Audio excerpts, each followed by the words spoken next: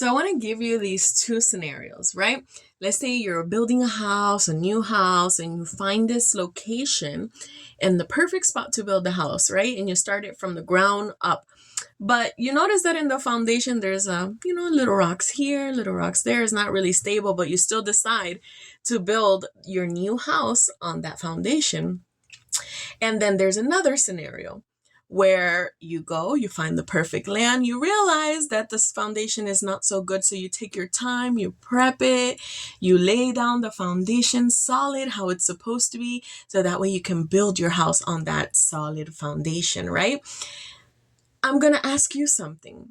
Which house do you think will withstand a storm or an earthquake or anything that comes against it better than the other? Which one? Do you think it would be the one on the not so good foundation, or the one that took time to prepare that foundation, lay it out good, and then build their house?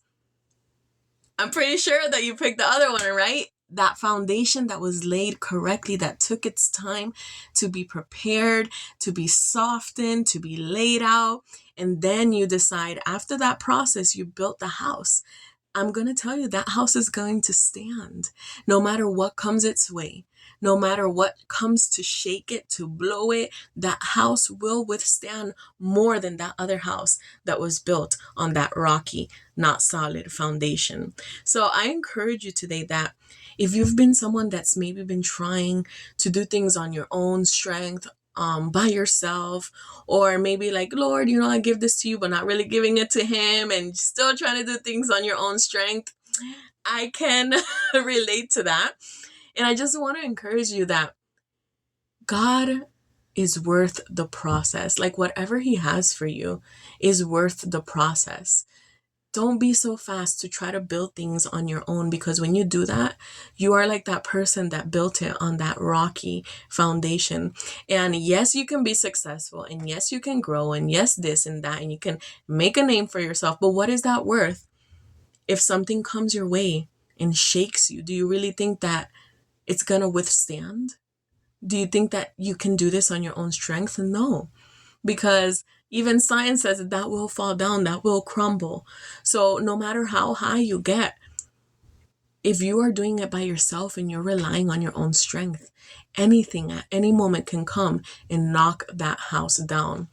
But I encourage you that if you wait for the Lord and you wait for that solid foundation, you build things on that solid foundation, you will withstand any trial that comes against you, any storm that comes against you, any earthquake that tries to shake you. That house will stand. Why? Because God is our solid foundation. So let's continue to just trust him with our lives, because he has better plans than what we have for ourselves. So I encourage you to just dive into his love, into his beauty, into what he has for you, because you are going to get mind blown of what he's put you on this earth to do. So give everything to God, trust him with your foundation, with your process, and let him help you build that house on a solid foundation. So that way nothing can knock it down.